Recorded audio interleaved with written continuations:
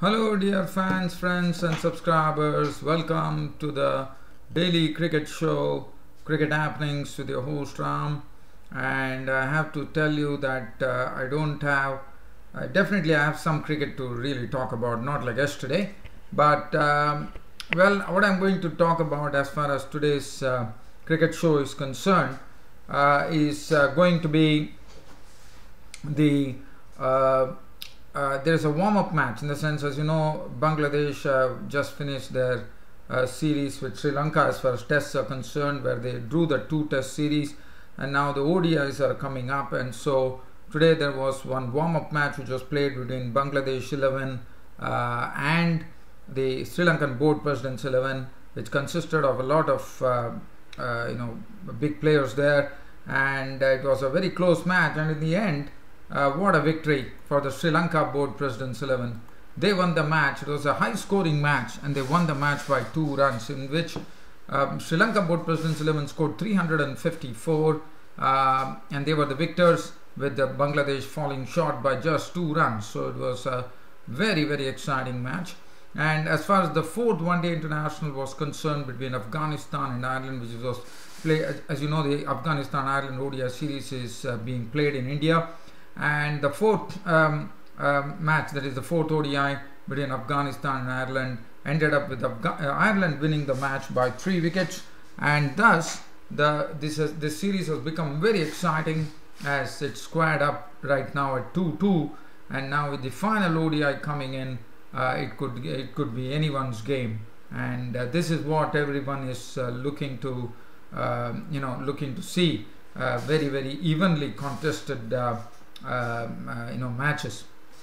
So let's start off from the and also we'll have a look at some other cricket news as well. So Afghanistan, so first we are going to start off with the tour match, the Bangladesh tour of Sri Lanka, where the Sri Lanka Board Presidents 11 took on the Bangladesh 11, and Sri Lanka Board Presidents 11 were the ones who batted first, and they raised a big total of it was played at Colombo, and they raised a big total of 354 for 7, which was driven by Dilshan Munawir. As I said, the Sri Lanka Board Presidents 11 consisted of a lot of cricketers who have played for Sri Lanka, and also cricketers who are probably knocking on the doors of international cricket. Munawira made 24 of 21 deliveries, 3 fours, 1 6.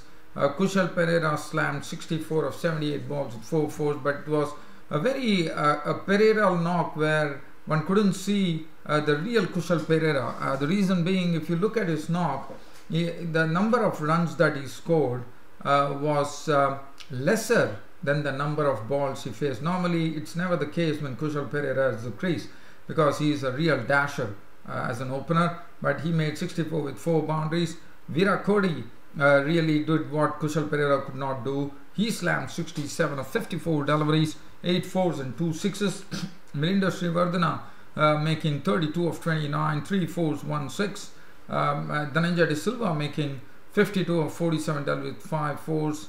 PC De Silva 28 of 25, 1 4, 1 6. Pereira made 41 of 30 deliveries, 2 fours, 1 6.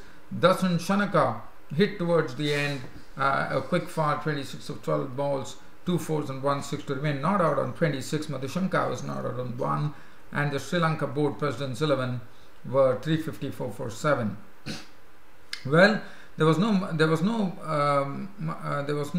Mustafizur Rahman, but that didn't matter, because the Bangladesh had a lot of other bowlers there. Mustafa Murtaza 9 overs taken for 66 runs with 1 wicket. Taskin Ahmed 6 overs was very costly. He was slammed for 51 runs with 1 wicket. Shogat Ahum league 59 of 10. Rubel Hussain 8 overs, none for 67. Mosadek bowled 2 overs for 13. Abu Hassan Fawaz 1 for 35. Sunzamul Islam 6 overs, 1 for 27. And Mohammad Saifuddin 1 for 26. Now Bangladesh turned to actually chase that particular total, and they ended up with 352 for 8. And as far as Imrul Case was out for a duck on a very good batting pitch, he was gone. Soumya Sarkar contributed 47 of 43 deliveries, 5 fours, 2 sixes. Sabir Rahman was the real key there, 72 of 63, 11 fours and 1 6. 20 coming from Mushfiqur Rahim also failed in this particular match, 20 of 23 balls, 2 fours. Mosaddeq Hussain once again shown his utility to the Bangladeshi team, that he made a 50. He made 53 of 50 deliveries, 4 fours and 2 sixes. Mahmudullah was there till the end. It came all the way down to the wire, with Bangladesh challenging the total, with Mashrafe Murtaza, the captain, giving Mahmudullah good company. And Mashrafe Murtaza really showed his big hitting prowess after a long time, one could say, as he picked up 58 of just 35. There was 4 fours and 4 sixes. And with the last ball being bowled, Bangladesh needed a 4, and Mahmudullah was on strike, but Mahmudullah could, all that he could do was get a single, and finally the game was over with Mahmudullah remaining not out on 71 of 68 balls, 4 fours and 1 6. At least he got himself into some bit of form here, Mahmudullah. Shogatahum for 2, Sinzamul 5 and 352. What a match we had here with Bangladesh falling just too short. So, but definitely it's a boost for the Sri Lanka Board Presidents 11 that they won this match. Fernando 146, Madhushanka 6 overs 1 for 39. It's already bowled a very economical spell there. 3 overs for 24 for Shanaka. Pereira 8 overs none for 68 was very costly. 361 Dhananjaya, 1 for 59 Siri Vardhana, and De Silva 253. So that is as far as, so as I said, this was like a, we could say it was like a warm-up match just before the ODI series between Sri Lanka and Bangladesh really kick off. Now the next match I'm going to talk about is the 4th one-day international.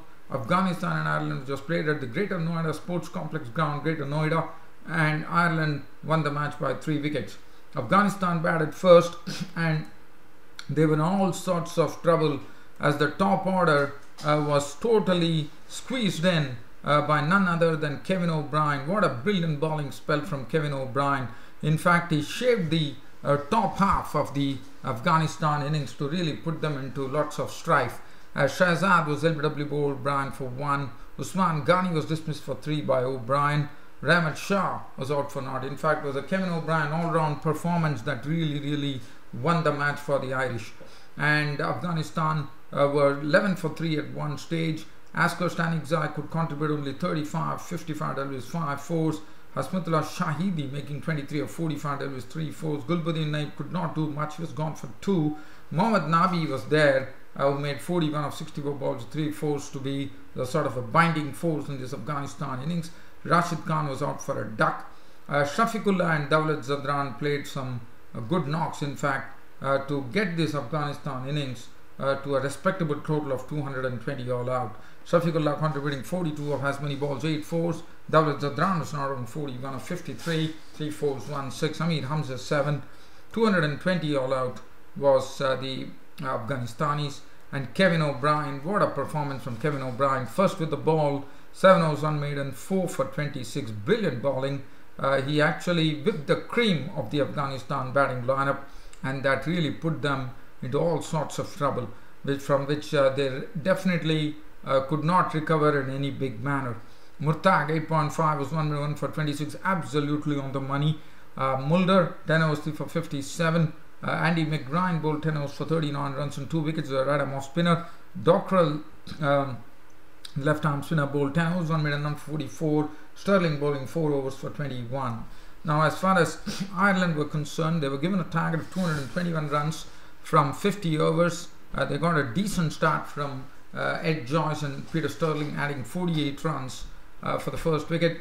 Joyce contributing 24 of 42 deliveries, 3 fours. Sterling making 28 of 30 deliveries, 4 fours and 1 6. William Porterfield was out cheaply for 6.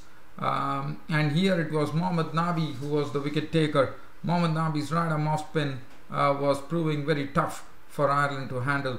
Balbini, the other day, who scored a century, could make only 22 of 36 balls, 2 fours.